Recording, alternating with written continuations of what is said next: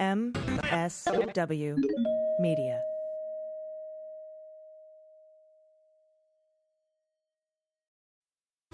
This Giving Tuesday, give it up for Jasmine, Lauren, Hugo, Elena, Ryan, and everyone fighting cancer. Help the American Cancer Society end cancer as we know it for everyone.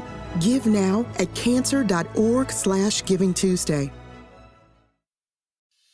I just want to find 11,780 votes. The Fulton County Grand Jury investigation of Donald Trump. What proves fact A, fact B, and fact C? If we can do that, I'm going to bring an indictment. I'm Bill Rankin. I'm Tamar Hallerman. Join us for Season 9 of Breakdown from the Atlanta Journal-Constitution. Listen now, and please follow us on Apple, Spotify, or wherever you get your podcasts.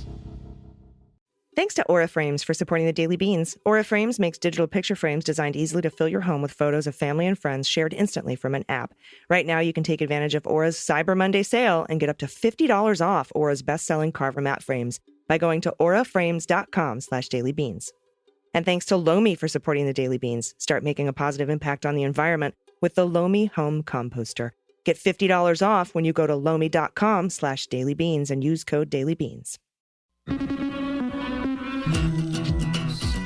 With swearing. Daily beans, daily beans. Daily beans, daily beans. Hello and welcome to the Daily Beans for Tuesday, November 29th, 2022. Today, a federal judge rejects Donald Trump's bid for absolute immunity in his civil suit against him for disrupting the peaceful transfer of power. Kellyanne Conway answered over 5 hours of questions with the January 6th committee. A couple of Republican counties are refusing to certify the midterm election results. Special Master Judge Dearie cancels the December 1st hearing. And why Donald refuses to criticize Nick Fuentes. I'm Allison Gill. And I'm Dana Goldberg. Hi, Dana. Welcome back. Thanks. It's good to be back, and I appreciate the day off. I knew you would hold down the fort. I missed you, too. It's good to see your face. Yes, it's good to see your face as well, my friend. And have you been watching the football?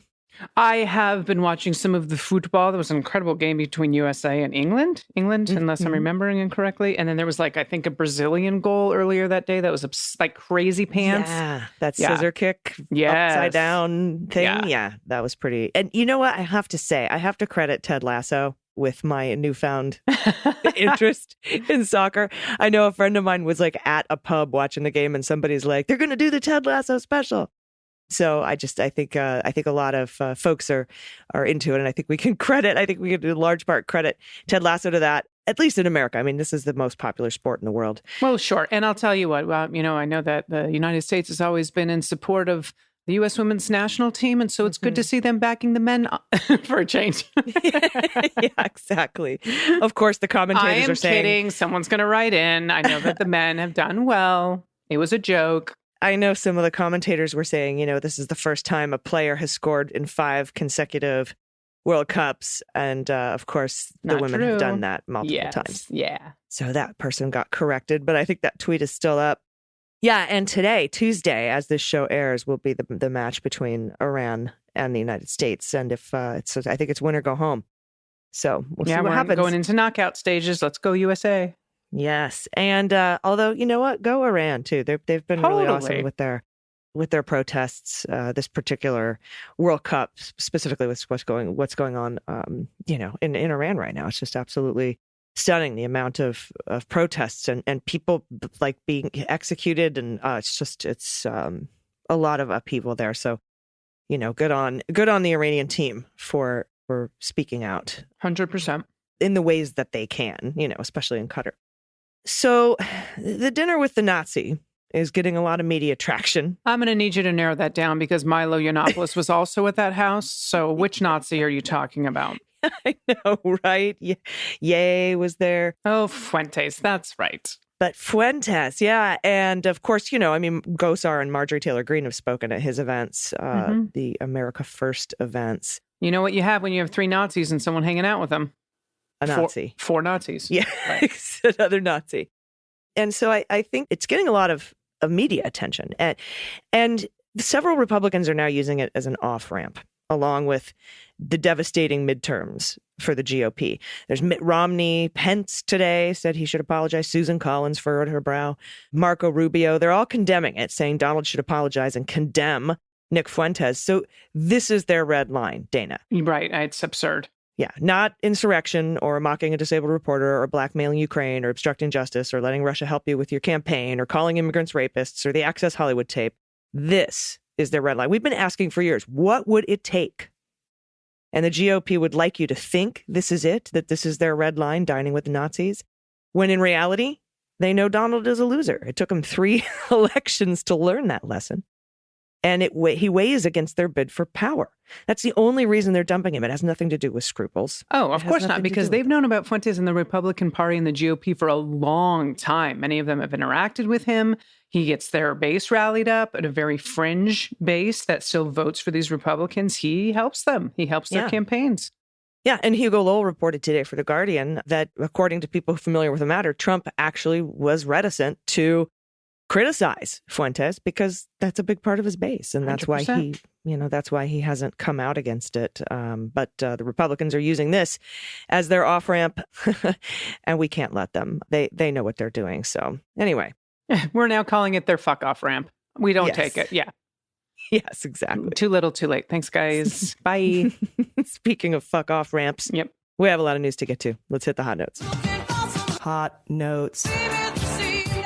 Alrighty, first up, the special master in the Mar-a-Lago documents case, one Judge Raymond Dearie, has canceled the hearing that he scheduled for this Thursday at December 1st, in which he would hear arguments about what Donald thinks are privileged or personal or which fall under the Presidential Records Act, which do not, and to settle any disputes over about 8 documents that the government and the Trump side have.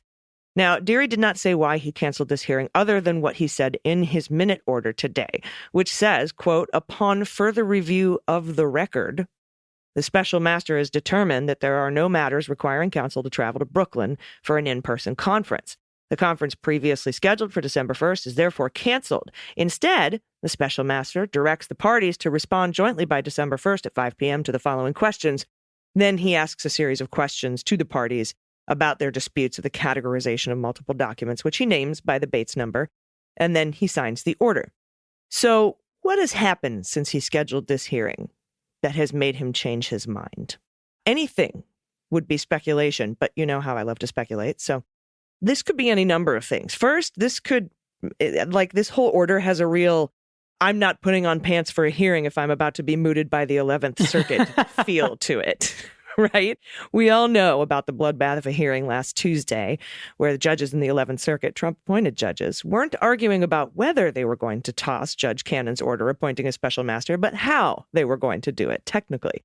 So maybe Judge Dearie sees the writing on the wall and says, this is a meeting that could be an email, right? Another reason, and I thought about this today when I was talking with Andrew for the upcoming Cleanup on Aisle 45 podcast tomorrow. If I were Judge Dearie, I wouldn't give a microphone to the Trump team either. They've done nothing but use the courts to spread their propaganda, and anyone listening to that 11th Circuit argument knows that. Trump's even been sanctioned recently for abusing the courts in his lawsuit against Hillary Clinton et al. And whenever Jim Trusty gets a chance to speak, it's always with, the DOJ can't be trusted and the unprecedented raid on a former president. And the 11th Circuit dressed him down for that language, that loaded language, but he repeated it anyhow. So maybe Dearie is thinking, let's do this by filing. We don't need to give that guy a platform for his bullshit. So either way, I don't think Dearie is long for the special master role. And frankly, I'm actually shocked the 11th Circuit hasn't already ruled, Dana. I am too. Thanks, AG, for that. And this next one should be filed under stories I'm not shocked by. Republican officials in a rural Arizona county refused on Monday to certify the 2020 election. Now, that was despite no evidence of any wrongdoing with the count, amid pressure from prominent Republicans to reject the results showing Democrats winning top races. Well, state election officials have said that they sue Cochise County if the Board of Supervisors misses Monday's deadline to approve the official tally of votes, known as the canvass. Now, the 2 Republican county supervisors, they delayed the canvass vote until hearing once more about concerns over the certification of ballot tabulators, though election officials have repeatedly said the equipment is properly approved. Democratic election attorney Mark Elias pledged on Twitter to sue the county. Now, Democratic Secretary of State Katie Hobbs, her office has previously said it would also sue if the county missed the deadline. This is a quote: "The Board of Supervisors had all of the information they needed to certify this election and failed to uphold their responsibility for Cochise voters." This is from Sophia Solis, and she's the spokeswoman for Hobbs. Now, election results have largely been certified without issue in jurisdictions across the country. Now, that's not been the case in Arizona, of course. Why? We know why. That is a focal point for efforts by the former guy and his allies to overturn the 2020 election and push false narratives of fraud. And Lake has been one of his greatest proponents of that. Yeah. Mm-hmm. Officials at a northeastern Pennsylvania county where paper shortages caused Election Day ballot problems deadlocked Monday on whether to report official vote tallies to the state, effectively preventing their certification of the results. Well, Arizona was a long GOP stronghold. This month, Democrats won most of the highest profile races over Republicans who aggressively promoted Trump's lackey, Kari Lake, and she was the GOP candidate for governor who lost badly to Hobbs, and Mark Finchem, the candidate for Secretary of State, who also lost his race. And they've both refused to acknowledge their losses, not surprising. They blame Republican election officials in Maricopa County. Why? Because it's highly Democratic, the state's largest, including Metro of Phoenix, for a problem with some of the ballot printers. And officials in Maricopa County said everyone had a chance to vote and all legal ballots were counted. Navajo, a rural Republican-leaning county, and Coconino, which is staunchly Democratic, well, they voted to certify on Monday. In conservative Mojave and Yavapai counties, supervisors voted to canvass the results despite their own misgivings, and several dozen speakers urging them not to. Those speakers were crazy pants, if you saw some of them, by the way. Those were the Maricopa County ones, yeah. Oh, Ooh. I mean, whew, boy, I love seeing that mashup. Meanwhile, Maricopa County Supervisor Court Judge Randall Warner said he would decide in the next few days whether to allow an election challenge by Abraham Hamadeh? Yeah, Hamadeh, I think. Hamadeh, who is the Republican candidate for Arizona Attorney General. And he'll decide whether that's going to move ahead. Now, Warner, who was appointed to the court in 2007 by Democratic Governor Janet Napolitano, spoke after a Monday afternoon hearing. Hamadeh filed the lawsuit earlier this month against his opponent, Democrat Chris Myers, who holds a 510-vote lead in the race. 510-vote lead in the race, along with every county recorder in Arizona and Secretary of State Katie Hobbs, who is now the governor-elect. And thank God Kari Lake is not going to be the governor of Arizona. What a fast disaster that would have been. Yes, dodged a bullet. And the interesting thing, Dana, is that at the very Republican Cochise County is running the risk of their very Republican votes not being tallied by the deadline, which could flip Arizona 6 and the school superintendent to blue. That would be amazing. Like, I don't know why they're contesting their own fucking highly Republican vote certification. They're just so dumb. And from Steve Bannon at MSNBC, in the immediate aftermath of the January 6th attack, Trump had a variety of concerns, including his second impeachment. But in the final days of his term, the Republican also had a very different kind of fear, the possibility of an incitement criminal charge, for inciting the riot. The Washington Post reported 2 days after the violence that Trump's legal advisors expressed increasing concern, quote unquote, about the Republicans' possible criminal liability. Just now? You're okay. Now? Right? The article added that he'd been told by attorneys, quote, that he could face legal jeopardy for inciting a mob. An advisor close to Trump told CNN then president was worried about being prosecuted. At least for now, that hasn't happened. But while Trump hasn't been indicted for his role in the insurrectionist attack, he's been sued several times. In March, for example, two congressional Democrats, Benny Thompson and Swalls, Biggie Swalls, Eric Swalwell. Love me some Swalls. Yeah, me too. Filed separate cases against Trump. Thompson later dropped his case after he became the chair of the House Select Committee. Because, scruples, ethics. Look at that. I know, weird. In the months that followed, two different sets of police officers, each of whom are still dealing with the adverse physical and mental effects of the pro-Trump riot, also sued. Trump, that's Blasingame and a whole group of them. Trump's lawyers have tried to have the civil suits tossed out, insisting he has absolute immunity in actions relating to his term in office.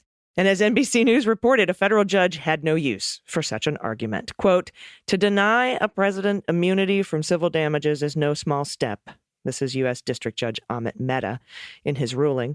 But, quote, the court well understands the gravity of this decision, but the alleged facts of this case are without precedent, and the court believes that its decision is consistent with the purposes behind such immunity. Meta concluded that Trump's responsibilities for the riot are difficult to ignore.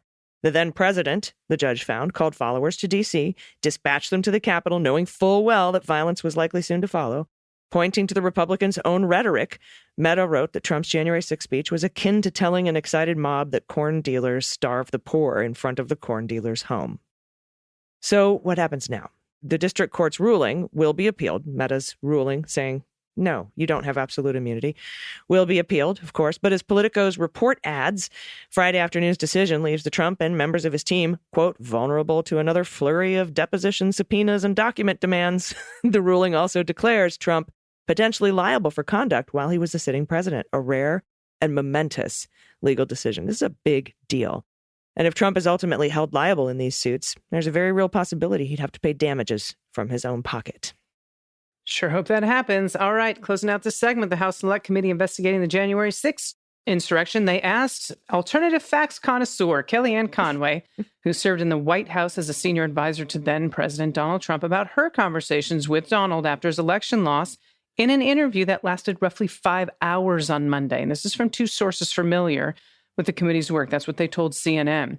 The committee asked specifically about her reportedly telling acquaintances that Trump acknowledged to her that he knew he had lost the 2020 presidential election. That's according to one source with the knowledge of the matter. The exchange was first reported in Jonathan Lemire's book, The Big Lie, in which he recounts that off camera, Trump wondered, quote, aloud to Kellyanne Conway how he could lose to fucking Joe Biden, end quote. When asked if Trump ever admitted to her that he knew the 2020 presidential election was not stolen, Conway told reporters, I don't reveal those conversations. I think they want to know that from him, they should depose him. Now, when pressed by reporters that the committee has subpoenaed Trump for documents and testimony, Conway said, they asked him so late, though. I think the committee's almost wrapped up. Oh my God, they asked him so late for these. Come on.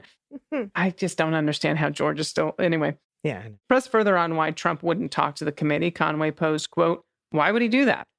I don't know, because he was fucking subpoenaed, and that's the law. In response to a question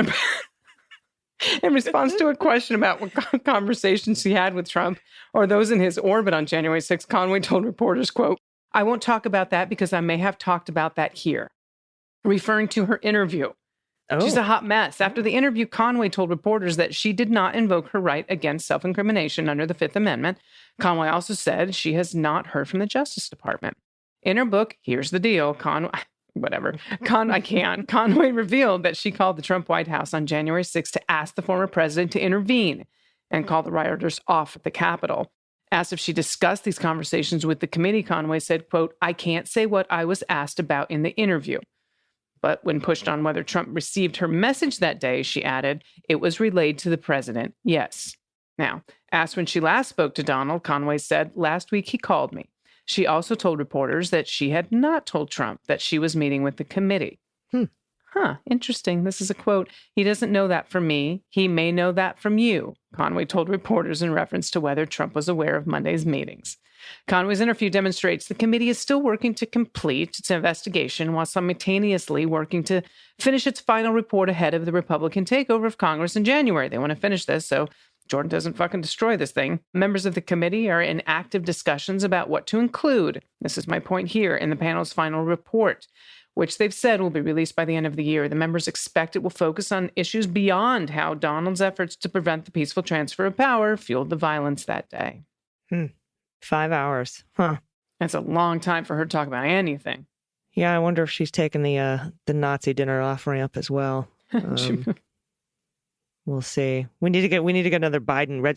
Her book's called Here's the Deal. Isn't that a Biden phrase? Well, I don't know, but it's also really close to Trump's, what is it? The Art of the Deal. Yeah, here's the deal. Yep. Here's the alternative facts is what it should be called. Nobody buy that book. I don't think we have to say that to listeners here of this program. Yeah, no, I don't think anyone's got that on order for Christmas or Hanukkah. No. Anything important will be out in the news. So, all right, everybody, we're going to take a quick break and we'll be right back with the good news. If you have any good news to submit, you can do it at dailybeanspod.com and click on contact. Stay with us. After these messages, we'll be right back. Hey, everyone, if you're like me, you're concerned about how much food waste you throw out every week because that food waste ends up in landfills and creates methane gas.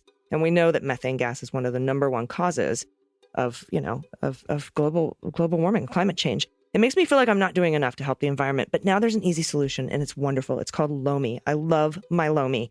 Lomi is a countertop electric composter that is odor-free and mess-free, and it's a solution to keep your food waste out of landfills.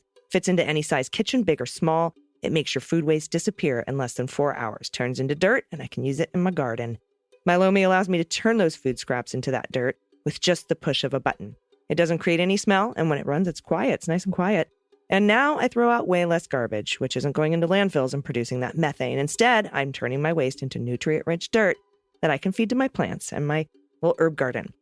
Ever since I learned that food waste makes up a huge portion of our personal carbon footprint, I've been looking for ways to reduce the amount of food I send to the landfill, and now I have my Lomi. I'm helping do my part. If you want to start making a positive environmental impact or just make cleanup after dinner easy, Lomi's perfect for you. Head to lomi.com/dailybeans and use promo code dailybeans, all one word, to get $50 off your Lomi. That's $50 off when you head to lomi.com/dailybeans and use promo code dailybeans at checkout. Food waste is gross. Lomi is your solution. With the holidays just around the corner, Lomi will make the perfect gift for someone on your shopping list.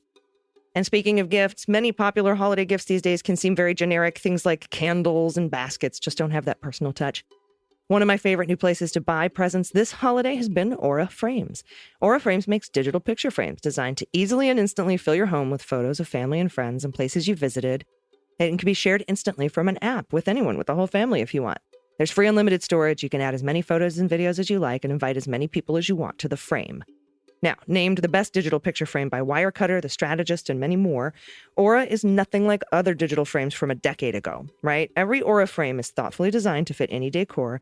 It's got a stunning HD display, unlimited storage, easy setup, no hidden fees, no subscriptions. It's awesome. Aura Frames makes easy, meaningful holiday gifts, especially for the hard-to-shop people, because you can preload your favorite photos and even personalize a video message, which can be fun and funny. And there's no need to wrap it. Every box comes ready to gift. It's so easy and convenient, and it's such a great gift. And right now, you can take advantage of Aura's Cyber Monday sale. You can get up to $50 off Aura's best-selling Carver matte frames. Just go to auraframes.com/dailybeans. These are Aura's lowest prices ever. They're extending them for you. So get yours now before they sell out. And if you miss the sale, there will be great deals this holiday season coming later.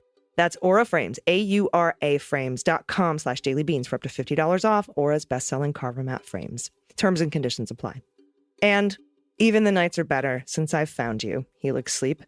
I absolutely love my Helix mattress. You know, I've had it for a couple years now. I've been sleeping on it. It's still as awesome as it was when I first got it. Helix Sleep is a premium mattress brand. They provide tailored mattresses based on your unique sleep preferences because they know everyone sleeps differently. Everyone's unique. And that's why Helix has several different mattresses to choose from, each designed for specific sleep positions and feel preferences. They have models with memory foam layers to provide optimal pressure relief if you sleep on your side, which I love. And they have models with more responsive foam to cradle your body for essential support in stomach and back sleeping positions. And if your spine needs extra TLC like mine, they got you. Every Helix mattress has a hybrid design. They combine individually wrapped steel coils in the base with premium foam layers on top. It is the perfect combo of comfort and support.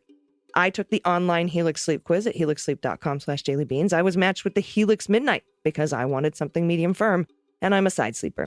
Not only is it the best mattress I've ever slept on, but the setup was fast and easy. The customer service is amazing. Helix mattresses are delivered in a box right to your door for free.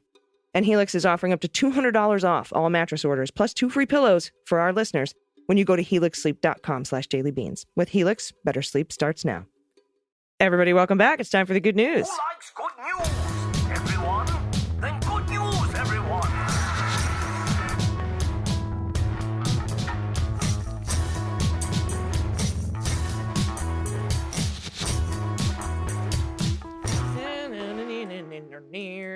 Good news, good news. And if you have any good news, confessions, corrections, you want to play What the Mutt with us, where we try to guess what breeds your rescue pup is. Find the Cat, where you send us a picture and we have to try to find your cat because they're expert hiders. Any pod pet pics, especially in costumes, Halloween photos, holiday photos, a shout out to somebody you love, a shout out to a small business in your area. Just go to dailybeanspod.com and click on contact and you can submit it there. All right. First up, from Josie, pronouns she and her. I'm so glad you're back. I feel so weird reading the good news just by myself. Honestly, I miss it every time I have to take time off. Yeah, like I need my good news today. Josie says, hello, lovely ladies of the Leguminati. Love the pod. It's my last listen of the evening when it drops before I go to bed. Can't wait for the new You Don't Know Jack pod. I have a suggestion and a what the mutt, which you are guaranteed to get at least 2 breeds correct. I don't know, Josie. I don't know, unless there's chow in there. First, I just heard the horseshit suggestion for describing the garbage spewed by the right-wing extremists. I'm intimately involved with horseshit as I own and look after 2 horses. It's insulting to horseshit, given it's actually a useful source of organic matter used worldwide to improve soil. Right-wing extremist rhetoric is more aptly described as pig shit and or hogwash. That stuff smells so bad you need a respirator and a hazmat suit to get near it, and the smell lingers even after a shower. Now, pod pet tax. Our rescue, Sunny, was advertised as part Kelpie. She isn't. My husband teaches animal science, and her DNA was tested 1 year as a class project, and the whole class had to guess her breeds. Oh, how cool. That is cool. Okay, Pitbull and Australian Shepherd. Yeah, let's see here. Pity Lab. I'm gonna say Chow Chow. Do it. And you say Australian Shepherd. Yeah. There's a little white spotty on the chest. Yeah, I see that there. So cute. We have. Oh. Oh. Whoa. We have Staffy. Staffy Bull Terrier. What's the second one? Chow Chow. Chow Chow. There's some Boxer. There's this. Oh, this is yours to read. Shetland and Boston Terrier. She's a we got one. We got one. We got the Chow Chow. See, you thought we would get 2, but we got 1. Although Pibble is pretty close to Bull Terrier, but still just so adorable. She's a failure at a guard dog, though she barked at Jehovah's Witnesses once, but very good at learning tricks and chasing squirrels and birds. Eye roll. Thanks again for the fabulous podcast. Josie, this dog is so adorable. Love it. Love it.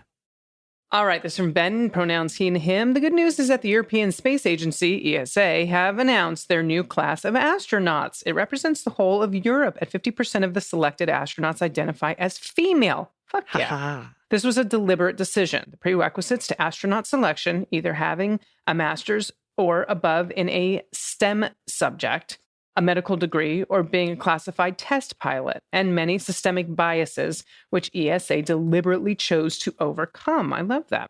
Also, ESA have announced the first ever astronaut with a physical disability, John McFall, who lost his leg in a motorcycle accident. Space is for everyone. Fuck yeah. I didn't make the cut in the end, but I'm very grateful I remember the submission. I'm very grateful to have an opportunity to have gone through the selection process. Although I probably won't have another chance due to my age, ESA selection is far less frequent than NASA. My daughters will, and they have the added advantage of knowing that it's an option for them. Not only that, but 3/5 British astronauts so far have been women. Nice. Huh. As pet tax, I offer Jess and Charlie, Yorkie, and Shih Tzu, dedicated their undying love to my daughter's slice of toast. Oh my God, look at these fucking dogs. They are so cute. They are adorable. And this child is beautiful. That is a beautiful child. Yeah, I might need a Yorkie Shih Tzu mix, though. Well done, Ben. I'm sorry you didn't make it, but yes, I'm glad that your daughters know that they can. Next up from Teresa, she and her. Love you, ladies, and the way you break down the fuckery. I have a happy birthday wish for my friend of 43 years, my sister, my bestie. We met in kindergarten. We've been friends since, except for like 6 months when we were 19. And maybe like 3 other short times. I can't remember. Never once have I questioned that if I called her at 2 a.m. and said, I need you to bring a tarp and duct tape, she would come to wherever I was and be there for me.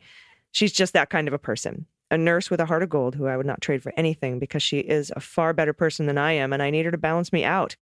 We are 2 blue mamas who got out of a very red town. She listens to you also every day because I told her to.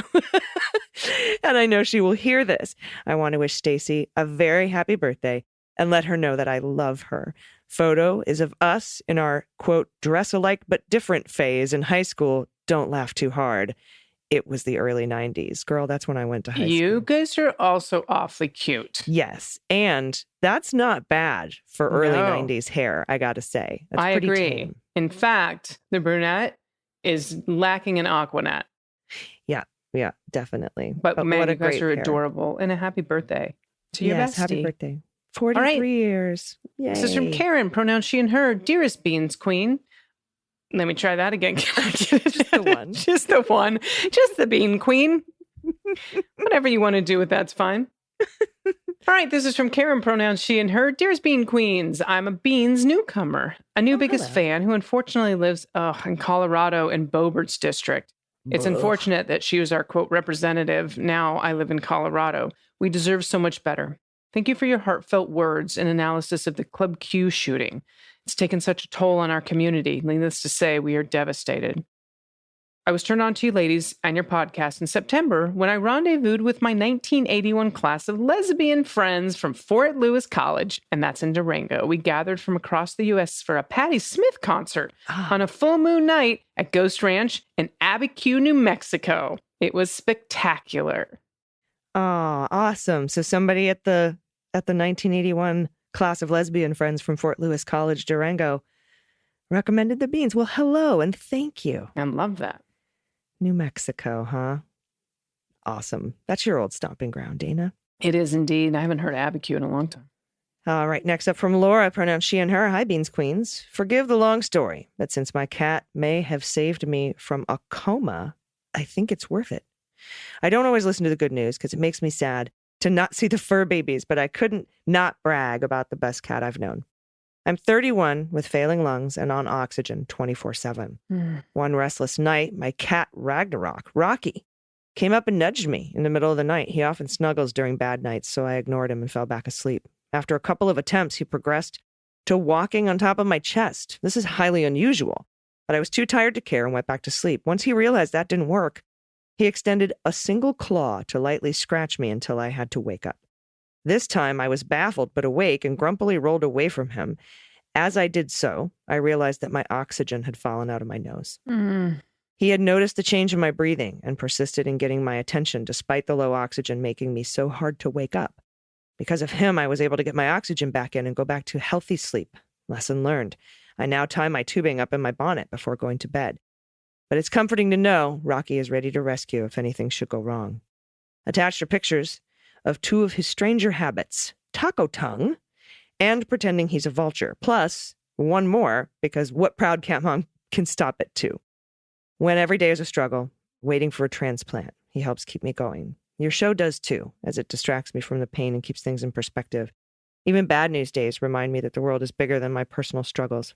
Thank you for all you do. It makes a difference in more ways than giving good information. P.S. Rocky is very opinionated about what I listen to, but loves your podcast. Hi, Rocky. When I listen to Midas Touch, he will pace and meow until it's over. But with the Daily Beans, he'll purr and take a nap, often curling up next to my computer to listen with me. I'm telling Jordy and Brett and Ben. Oh my God, seriously, look at this taco tongue. Oh, what a beautiful baby. Gorgeous. I love this story too. What a good boy. Goodest good boy. Oh my goodness. I'm so happy that you have him as a companion. I am too, and I hope that the transplant comes through. We all do. We're pulling for you at the Beans. 100%. All right, this next short one is from Shirley, pronouns she and her. Hi, Dana. Wanted baby pictures, so here is Kit Kat. After a very busy day and a couple of pictures of the young cat, he has now become kittens. Kitten. Oh my God, look at the kitten, Beans. Look at the toe beans and then look at the tie. Oh my God. And beautiful cat. Oh my God. You know, I have a thing, so. Little flame point. Yeah. I had a cat this coloration and his name was Dipstick because he looked like a dipstick. Oh my goodness. Well, AG, I think that's it for now.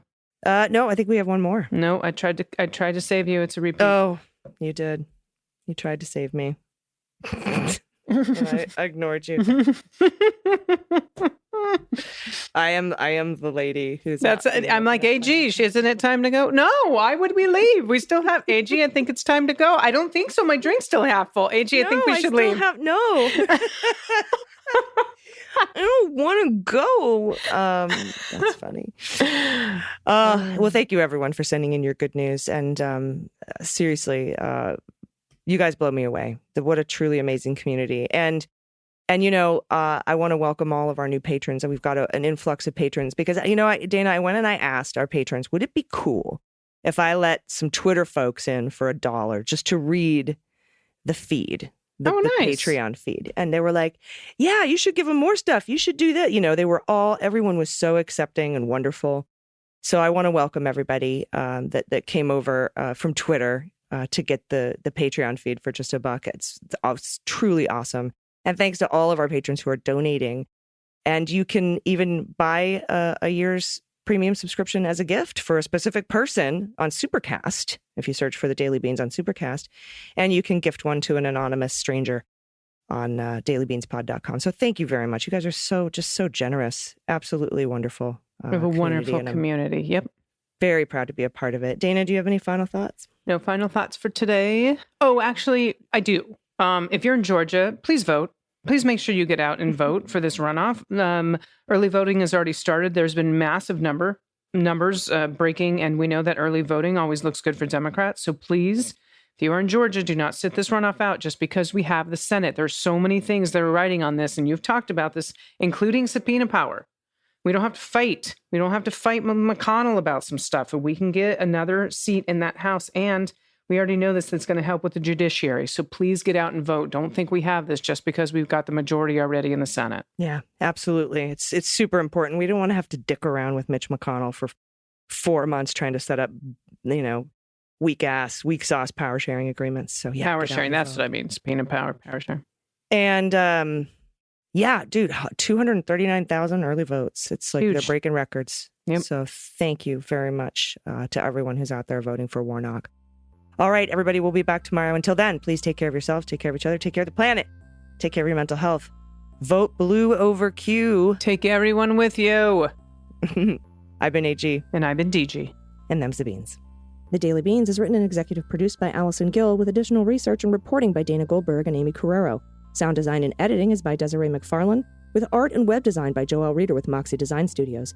Music for the Daily Beans is written and performed by They Might Be Giants, and the show is a proud member of the MSW Media Network, a collection of creator-owned podcasts dedicated to news, politics, and justice. For more information, please visit mswmedia.com. MSW Media.